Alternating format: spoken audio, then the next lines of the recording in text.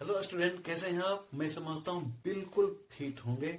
आइए आप डिस्कस करते हैं एक नया विषय के साथ, परमाणु ऊर्जा। तो परमाणु ऊर्जा से संबंधित दो तरह की प्रतिक्रियाएं होती है। एटॉमिक एनर्जी से संबंधित दो तरह का रिएक्शन होता है। पहला रिएक्शन है न्यूक्लियर फिजन और दूसरा है न्यूक्लियर फ्यूजन। न्यूक्लियर फ्यूजन को हिंदी में बोलते हैं नाभिकीय विखंडन और न्यूक्लियर फ्यूजन को बोलते हैं हिंदी में नाभिकीय संलयन।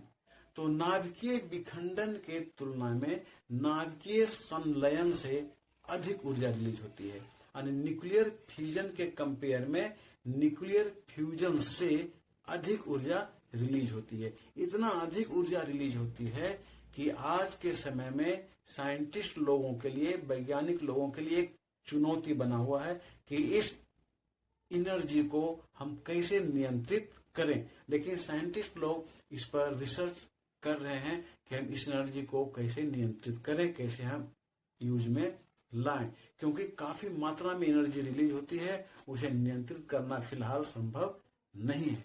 तो अभी दोनों से एनर्जी रिलीज कैसे होती है वो हम देखते हैं। तो पहला है न्यूक्लियर फिजन यानी नाभिकीय विखंडन। इसमें क्या होता है, एक बड़ा सा एटम होता है, उसको न्यूट्रॉन से हीट कराया जाता है, जिसके कारण एटम जो होता है, परमाणु जो होता है, वो छोटे छोटे टुकड़ा में बट जाता है और छोटे छोटे टुकड़ा में बटने के दौरान काफी मात्रा में एनर्जी रिलीज होती है। दूसरा है न्यूक्लियर फ्यूजन, नाभिकीय संलयन। इसमें क्या होता है, ठीक नाभिकीय विखंडन का उल्टा होता है। नाभिकीय संलयन में यानी न्यूक्लियर फ्यूजन में क्या होता है कि छोटा छोटा जो एटम होता है वो मिल करके एक बड़ा एटम का निर्माण करता है और छोटे छोटे एटम जब बड़े एटम में चेंज होते हैं तो काफी मात्रा में रिलीज होती है एनर्जी। इसी एनर्जी को अभी नियंत्रित करना एक चुनौती बना हुआ है। तो सन में, स्टार्स में जो एनर्जी है जिसके कारण हमें लाइट मिलता है, वो न्यूक्लियर फ्यूजन के कारण होता है, नाभिकीय संलयन के कारण होता है। तो आगे आइए हम देखते हैं कि नाभिकीय विखंडन में यानी न्यूक्लियर फ्यूजन में एटम का ब्रेकिंग डाउन यानी न्यूट्रॉन से एटम को कैसे तोड़ा जाता है और किस तरह से एनर्जी रिलीज होती है।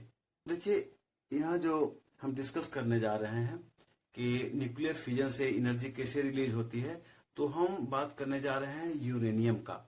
तो इसी एक चीज आप यहाँ जान लेना जरूरी है कि झारखंड में जमशेदपुर शहर के जमशेदपुर रेलवे स्टेशन से लगभग 20 किलोमीटर ईस्ट की ओर एक माइंस है यूरेनियम का। वहां यूरेनियम पाया जाता है। अब आगे बढ़ते हैं। यूरेनियम का दो फॉर्म होता है जिसको हम समस्थानिक कहते हैं। केमिस्ट्री में आपने पढ़ा होगा, रसायन शास्त्र में आपने पढ़ा होगा। यूरेनियम का दो फॉर्म होता है, दो समस्थानिक है। एक है यूरेनियम 235 और दूसरा है यूरेनियम 238। ये दोनों में नंबर ऑफ प्रोटॉन सेम होता है, लेकिन दोनों में से किसी एक में नंबर ऑफ न्यूट्रॉन 143 होता है। अब हम देखते हैं काम कैसे करता है। तो ये जो यूरेनियम है, उसका जो एटम है, उसके अंदर में जो न्यूट्रॉन होता है वो बहुत लूज होता है। ये इसकी क्वालिटी है। लूज होने के कारण अगर एक न्यूट्रॉन से यूरेनियम के एक एटम पर हीट कराया जाए तो एटम आसानी से बिखर जाता है, टूट जाता है, ब्रेकिंग डाउन हो जाता है। यही प्रोसेस यहाँ है। जब ये है एन, ये न्यूट्रॉन को मैंने लिखा है, यहाँ जो ए है यूरेनियम का एटम है, फिर यहाँ एन एन एन ये न्यूट्रॉन को मैंने लिखा है और ए एटम को मैंने लिखा है। इस तरह से आगे है।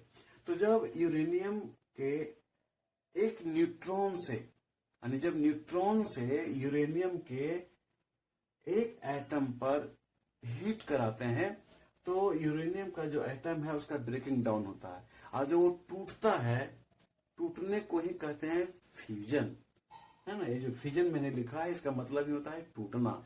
तो टूटने से काफी मात्रा में एनर्जी रिलीज होती है। एनर्जी इतनी मात्रा में रिलीज होती है कि इसे नियंत्रित करना, इसे कंट्रोल करना अभी तक संभव नहीं हो पाया है। यही कारण है कि ज्यादा इंडस्ट्री इस पूरे वर्ल्ड में नहीं है, यानी न्यूक्लियर प्लांट का इंडस्ट्री ज्यादा नहीं है। लेकिन साइंटिस्ट लोग, वैज्ञानिक लोग इस पे काम कर रहे हैं, रिसर्च कर रहा है कि हम इस हैवी अमाउंट में जो एनर्जी रिलीज हो रहा है उसे हम कंट्रोल कैसे करें।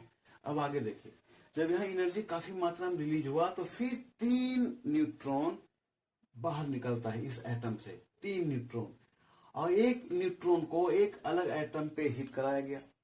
फिर दूसरा एक न्यूट्रॉन को यूरेनियम के दूसरा एक एटम पे हिट कराया गया। फिर तीसरा न्यूट्रॉन से यूरेनियम के तीसरे एटम पे हिट कराया जाता है। इससे क्या होता है कि ये जो एटम है फिर बिखर जाता है, टूट जाता है, और बिखरने से काफी मात्रा में एनर्जी रिलीज होती है, जिसे मैं रेड कलर में दिखाया है।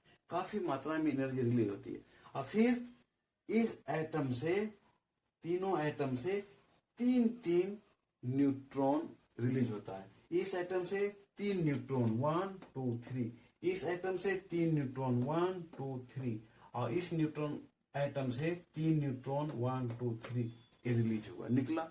और फिर एक न्यूट्रॉन से यूरेनियम के एक एटम पर हिट कराया जाता है।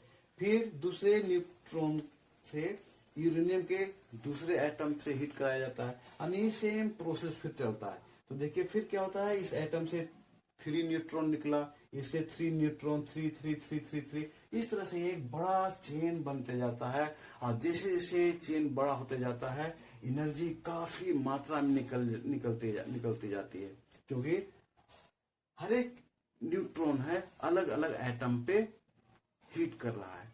तो इस तरह से हम क्या देखते हैं कि न्यूक्लियर फ्यूजन के द्वारा काफी मात्रा में हम एनर्जी को गेन कर सकते हैं, प्राप्त कर सकते हैं। लेकिन सबसे बड़ा डिमेरिट इसमें यह है कि इस प्रोसेस में रेडिएशन बहुत ज्यादा होता है। रेडिएशन अधिक होने के कारण काउज ऑफ कैंसर हो सकता है। जो मैन पावर इंडस्ट्री में काम करेंगे उनके लिए काउज ऑफ कैंसर हो सकता है, स्किन कैंसर का चांसेस ज्यादा होता है।